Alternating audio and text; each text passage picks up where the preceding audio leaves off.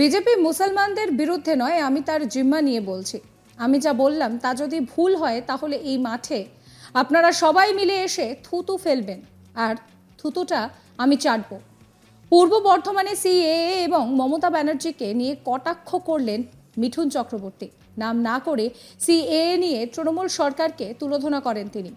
শনিবার 27 এপ্রিল বিকেলে ধাত্রীগ্রাম ফুটবল ময়দানে বর্ধমান পূর্ব লোকসভা কেন্দ্রের বিজেপি প্রার্থী অসীম সরকারের সমর্থনে নির্বাচনী প্রচারে এসেছিলেন মিঠুন চক্রবর্তী। সভায় বক্তব্য রাখতে গিয়ে তিনি বলেন যে সিএএ নাগরিকত্ব কেড়ে নেওয়ার আইন নয়, নাগরিকত্ব দেওয়ার আইন।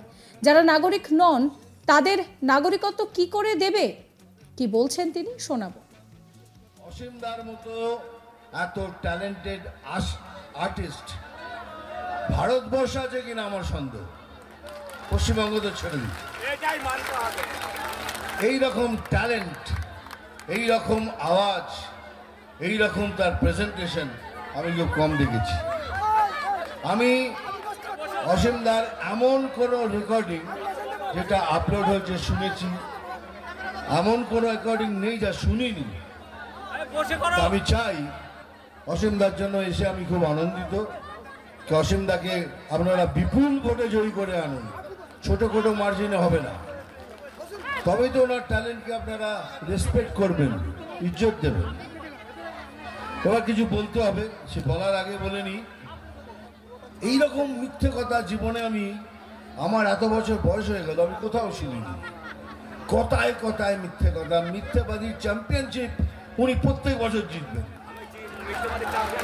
এক বছর না, প্রত্যেক বছর জিতবেন।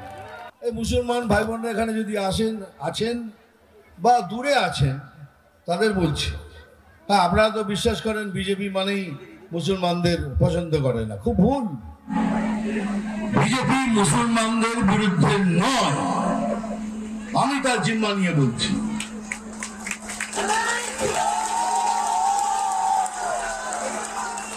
দেখুন, তার একটা উদাহরণ দিচ্ছি। এই সিএএ কি বলে বেড়াচ্ছে? এই সিএএ নিয়ে পরেই তোমাদের দেশ থেকে বার করে দেবে, তোমাদের নাগরিকত্ব চলে যাবে, তোমরা না খেয়ে মরবে, তোমরা রেশন পাবে না, তোমরা এই পাবে না, ওই পাবে না, তোমরা যেভাবেই হোক নাম লেখাবে না। সিএএ নাগরিকত্ব কেড়ে নেবার আইন নয়, নাগরিকত্ব দেওয়ার আইন। যারা নাগরিক নয় তাদের নাগরিক করে দেওয়ার আইন। আর এটা শুধু মুসলমানদের জন্য নয়, এটা আমার জন্য। আমাকেও কালকে জমা করতে হবে। আমি ভারতবাসী হলে পরে আমাকে, তোমাকে, খ্রিস্টান, মুসলমান, হিন্দু, শিখ ভাই সবার জন্যই জানো। আর কিন্তু উনি অনির্বাণ মিথ্যে কথা বলে যাচ্ছেন, চলে যাবেন। চলুন, আমি আপনাদের সামনে একটা চ্যালেঞ্জ রাখছি। যা বললাম এটা যদি ভুল হয় তাহলে এই মাঠে আপনারা সবাই মিলে এসে থুতু ফেলবেন, আর আমি সেই থুতুটা চাটবো। হিম্মত है? अरे भाई हिम्मत है तो सही बोल रहे हैं ना, डरने की क्या बात है? बोले ना इधर এত বড় মিথ্যে কথা। তাহলে কিরম মিথ্যে কথা বলেন? কিরম মিথ্যে কথা বলেন?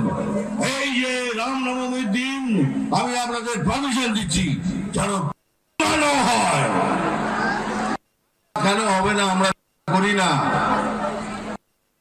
এবার ধরা পড়ে গেছেন তো সন্দেশকারীতে বন্দুক আর বোম, ওরা দিয়ে পুজো করার জন্য। জয় মা পুজো করার জন্য। বন্দুক আর বোম কি করার জন্য? কি করে পেলেন? এইটা হলো ওনার টেকনিক। ওদি বলবেন এই নিয়ে আমার কলিগ সুজাতা মেহরার একটি রিপোর্ট দেখাবো। বর্ধমান পূর্ব লোকসভা কেন্দ্রের বিজেপি প্রার্থী তথা কবিয়াল অসীম সরকারের সমর্থনে মিঠুন চক্রবর্তী জনসভা করতে আসেন বর্ধমান পূর্ব লোকসভা কেন্দ্রের অধীন পূর্ব বর্ধমান জেলার পূর্বস্থলী দক্ষিণ বিধানসভার ধাত্রীগ্রাম ফুটবল ময়দানে। উপচে পড়া ভিড় ছিল মিঠুন চক্রবর্তীকে দেখার জন্য। এই জনসভায় মানুষ একত্রিত হয়েছিলেন, বিজেপি কর্মী সমর্থকরাও ছিলেন এবং কথায়, ডায়লগে, গানে এদিন কর্মী সমর্থকদের উদ্বুদ্ধ করেন মিঠুন চক্রবর্তী। তিনি বলেন যে অসীম সরকারের মতো ট্যালেন্ট আর্টিস্ট, তিনি পশ্চিমবঙ্গ কেন ভারতবর্ষের কোথাও দেখেননি, এবং তাকে জেতানোর জন্য কিন্তু ছোটোখাটো মার্জিন নয়, বড় মার্জিনে জিত দরকার। এবং তিনি মানুষের কাছে, জনতার কাছে, ভোটারদের কাছে আবেদন রাখেন অসীম সরকারের হয়ে তাকে ব্যাপক ভোটে জেতানোর জন্য। এদিনকে সভা মঞ্চ কিন্তু যথেষ্টই মিঠুন চক্রবর্তী মানুষকে নিজের দিকে টানতে সক্ষম হয়েছিলেন, এবং তার স্বভাবসিদ্ধ ভঙ্গিতে ডায়লগ গান শোনার জন্য মানুষ মুখিয়েছিল, যেমন বলা যায় সেরকমই কিন্তু মিঠুন চক্রবর্তী এই মঞ্চ থেকে একদমই তৃণমূল নেতৃত্ব এবং মুখ্যমন্ত্রী মমতা বন্দ্যোপাধ্যায়কে তথা টিএমসিকে কড়া ভাষায় আক্রমণ করতেও কিন্তু ছাড়েননি। তিনি বলেন যে মুখ্যমন্ত্রী মমতা বন্দ্যোপাধ্যায় মিথ্যা কথার পর মিথ্যা কথা বলে যান, এবং মিথ্যাবাদীতে যদি কোনো পুরস্কার থাকে তাহলে উনি প্রথম পুরস্কার জিতবেন, এমনও কটূক্তি তিনি করেন। তিনি বলেন যে সিএএ নিয়ে মুখ্যমন্ত্রী যা কিছু বোঝাচ্ছে মানুষকে তা কিন্তু সম্পূর্ণ ভুল। মুখ্যমন্ত্রী বোঝাচ্ছেন যে বিজেপি মুসলিম বিরোধী পার্টি, কিন্তু বিজেপি কখনোই মুসলিম বিরোধী পার্টি নয়। এই প্রসঙ্গে তিনি সিএএ নিয়েও কথা তোলেন। তিনি বলেন যে সিএএ কিন্তু কখনোই নাগরিকত্ব কেড়ে নেওয়ার জন্য আইন নয়, সিএএ হচ্ছে নাগরিকত্ব দেওয়ার জন্য আইন।